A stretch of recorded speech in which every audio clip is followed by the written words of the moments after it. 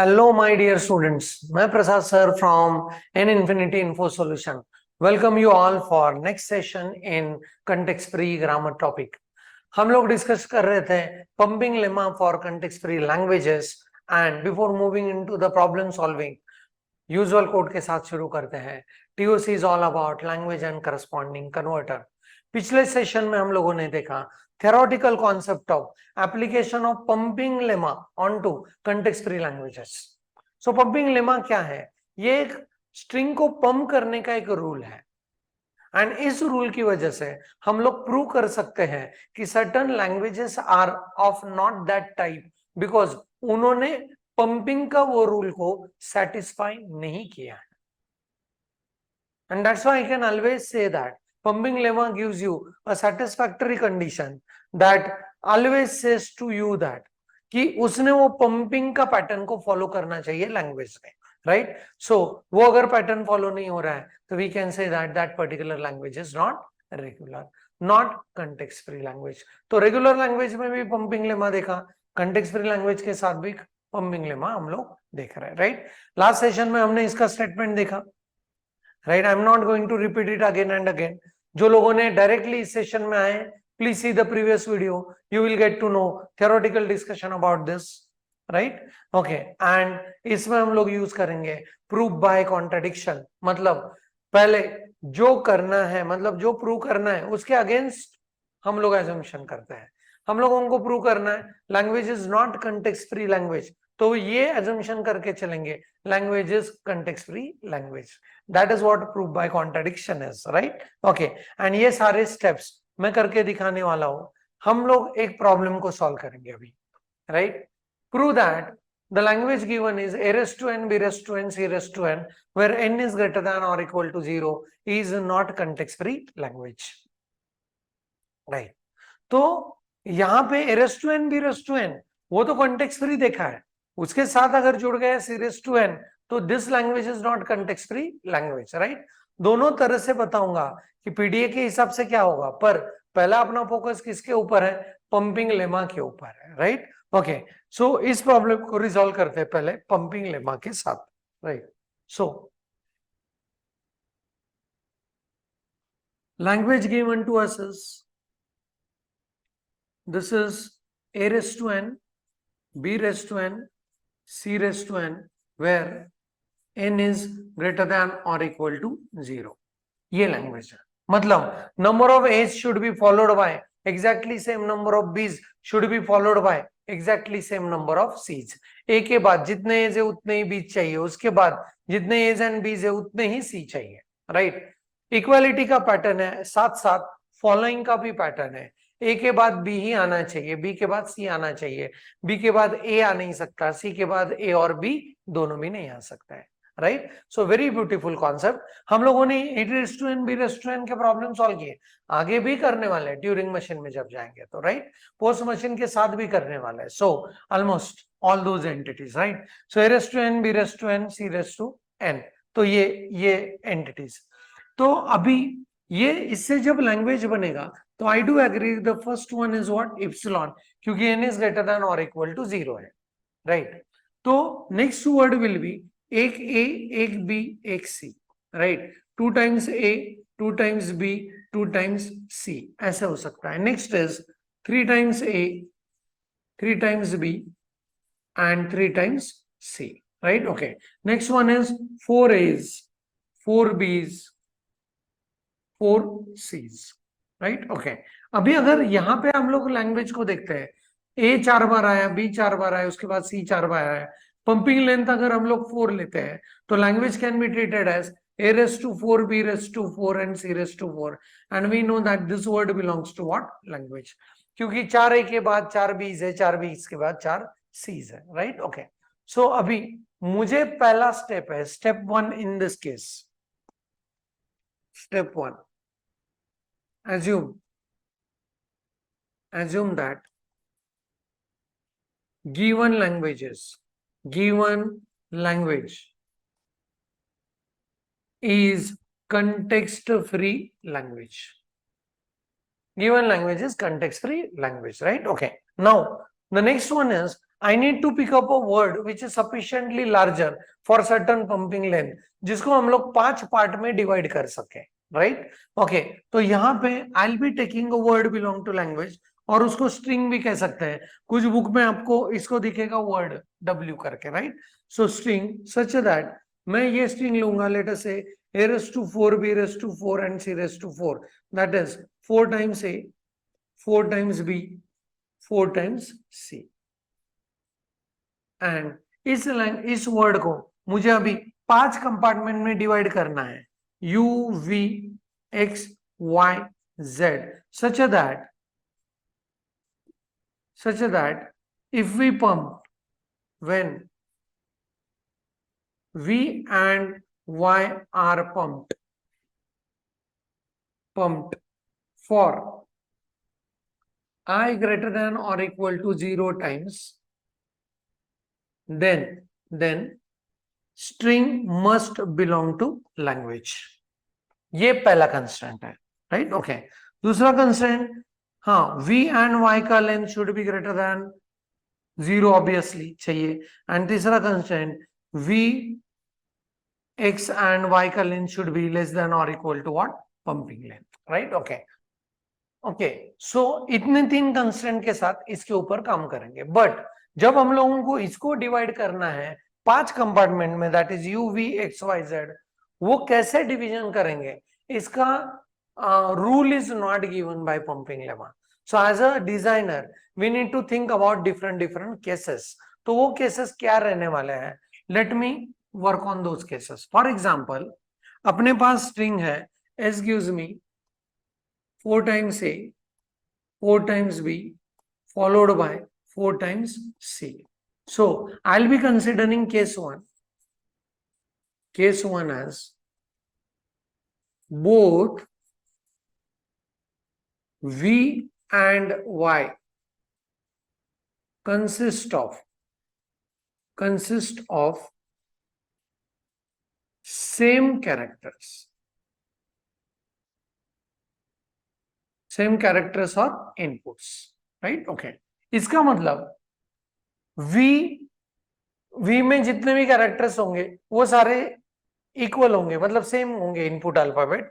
y में भी जो कैरेक्टर्स होंगे वो भी सेम होंगे, मतलब डिफरेंट कैरेक्टर का कलेक्शन y में नहीं होगा, v में भी नहीं होगा. सो प्लीज ऑब्जर्व, हम लोग अगर ये अपने पास वर्ड है,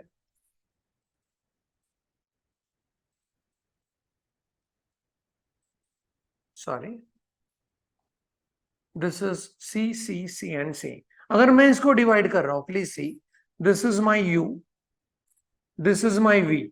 now v consist of 2 ways, right? Consist of same characters, right? Okay, फिर इसको मैं कंसिडर कर रहा हूं मेरा x, राइट? y भी मैं कंसिडर कर रहा हूं, लेट अस से c's, 2 c's, and this is my z. अभी now I need to think about pumping of v compartment and y compartment in such a way that the बनने वाला string should be belonging to what? Language, right? Okay, let's see. I का value is equal to 2. 2 बार इसका pump करेंगे तो कैसे होगा? So a then a, right? Okay, so ये लिख रहा हूं मैं b b b b and c. y 2 bar pump करना है, so that is c c c c and then बचा हुआ c, right? Okay, अभी ऑब्जर्व करना है, this is my u, this is my v जो कि 2 बार पंप हो चुका है, this is my x, right? this is my y जो कि 2 बार पंप हो चुका है, and this is z. अभी ध्यान देके देखो कि वर्ड्स कैसे बन रहे हैं. 6 number of a's are there, 4 number of b's are there and 6 number of c's are there, right? तो ये वर्ड बन रहा है a raised to 6, b raised to 4 and c raised to 6. Do you agree that ये अपना language नहीं है? So बनने वाला word does not belong to what? Language, right? Okay, so इस केस के लिए जहां पे v as well as y consist of what? Similar characters, उसमें combination of multiple characters is not there, तो उस केस में भी पंपिंग करने के बाद resulting words are not belonging to what? Language. That is my first case, right? अभी और एक केस में जा सकते हैं, that is the case 2. अपना स्ट्रिंग अभी भी इधर लिख रहा हूं, 4 times A, 4 times B, 4 times C, right? Okay. And in this case, case 2,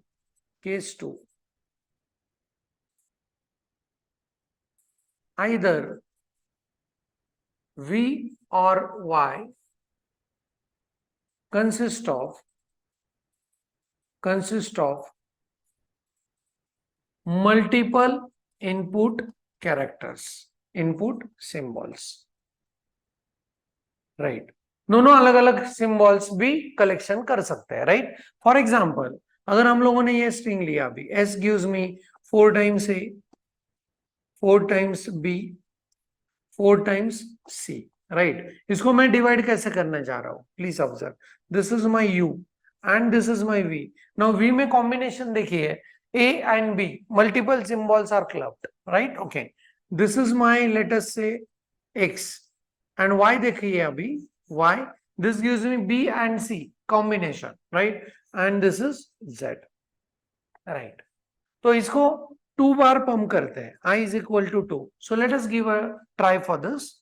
So I get a string as U, V को पंप किया 2 बार, AB, AB, and then I get X, X is double V, Y को 2 बार pump किया, BC, BC, and Z is as it is, C, C, and C, right? So this is my U, this is V, 2 times pumped, this is X, this is Y, 2 times pumped, and this is Z. Observe कीजिए, language का pattern follow हो रहा है या नहीं, right? Okay, language consist of, सिर्फ equal number of a's नहीं है, फॉलोइंग का भी पैटर्न है, equal number of a's should be followed by same number of b, should be followed by same number of c's. तो यहाँ पे A B के बाद ए आ रहा है, this is the problematic domain. यहाँ पे बी सी के बाद वापस बी आ रहा है, राइट? ओके, सो बनने वाला word does not belong to language. So for both the cases, after pumping फिर लिखना कैसे है इसके बाद, सो for both the cases, resulting string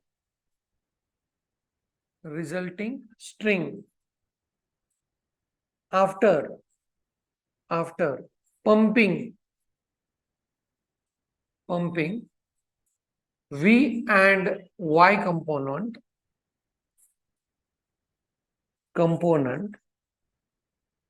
right? So for both the cases, resulting string after pumping V and Y component does not belong to language.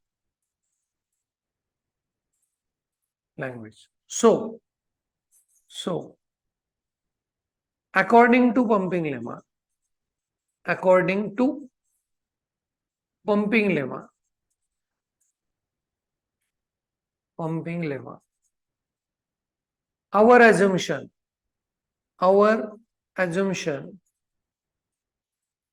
assumption in step 1 that given language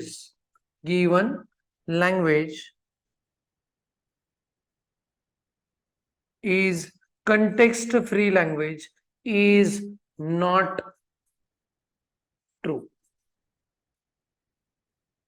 right? ये लिखना पड़ेगा. So according to pumping lemma, our assumption in step 1 that given language is context free language is not true. So according to contradiction,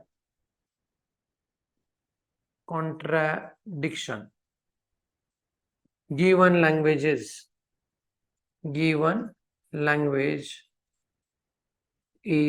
not context free language. बहुत easy and interesting aspect है, right? Sufficiently large word को pickup किया, 5 compartment में divide किया. अभी possible cases क्या बनेंगे, depends on the problems, right? तो यहाँ पे पॉसिबल केसेस बन रहे थे कि वी कंपार्टमेंट, वी जो कंपार्टमेंट होगा उसमें सिर्फ एज आएंगे, या सारे के सारे बीज आएंगे, या वाई में मतलब single character will be there in v as well as in y. फिर दूसरा केस बनेगा अगर उसमें कॉम्बिनेशंस आएंगे तो, राइट दोनों केसेस के लिए this is not following the pumping lemma's rule, so according to contradiction the given language is not regular, right? Okay, so ये जब आप पीडीए से सॉल्व करोगे problem, then also you could be able to see that, यहां पे देखो PDA, हाँ भी अगर आपने पीडीए के सॉल्यूशन नहीं देखे हैं, मतलब अगला यूनिट है वो, तो वहां पे जाके आपको पता चलेगा कि ये इशू क्या है।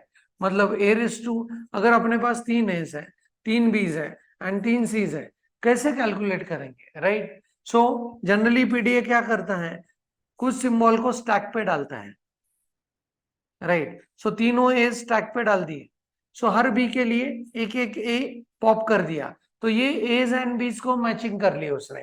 पर इन 3 सी को कैसे पता चलेगा उसको कि ये 3 सीज है and that is been equivalent to number of a's and बीज?